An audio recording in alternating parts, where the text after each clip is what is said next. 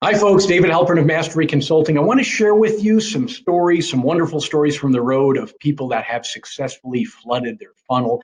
And I just want to remind you that flooding the funnel is not so much a marketing strategy as it is a mindset.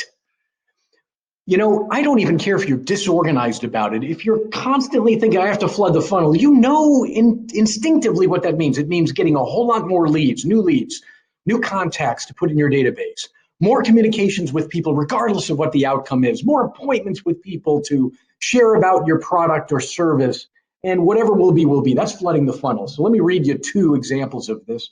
Steve Flores, a dear friend and private client who's in our board of directors as well. Steve runs a nonprofit medical clinic in Las Vegas. He used to be a real estate professional in Los Angeles area. And we just received this text from Steve recently. Hello, David and Roz. So sorry for not reaching out recently, to be honest. I am executing all the principles you teach and have grown out of control. Listen to this, folks. We started last April. We had a reserve account of $195,000. We're now at $400,000 and we'll be at $500,000 at the end of May. I've had to acquire more space to increase exam rooms, hire 2 more doctors and staff to handle the growth. I will also be opening a second clinic in May. Flood the funnel. I already have, here's the punchline for me. Are you ready? I already have 545 appointments set between now and 90 days from now. So yes, I believe I am using my time productively, embracing the chaos. So grateful for your help, coaching, and support. Blessings, Steve. Now, do you understand what that means? He understands. He understood this. I met Steve a number of years ago in Cerritos, California, and within 3 weeks of coaching, suddenly his weekly appointments had gone up from 3 or 4 to 10, 12 a week. He was one of the most unbelievably open and coachable people I've worked with.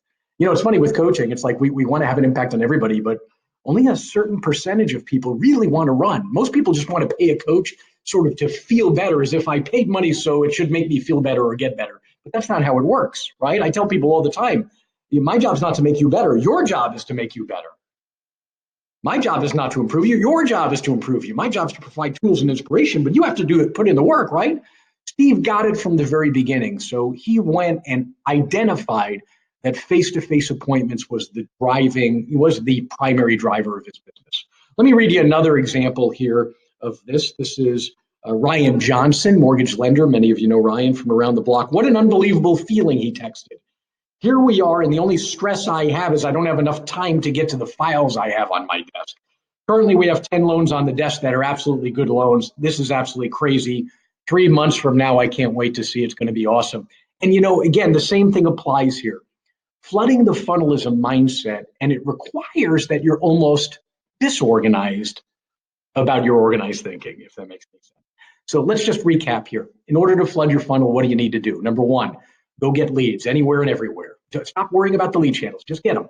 Names, phones, emails of people to start keeping in touch with. Number 2, contacts, continuous communication with people. And I don't care if you do it face-to-face, texting, Facebook Messenger, Instagram direct messaging, phone calls, emails, handwritten notes.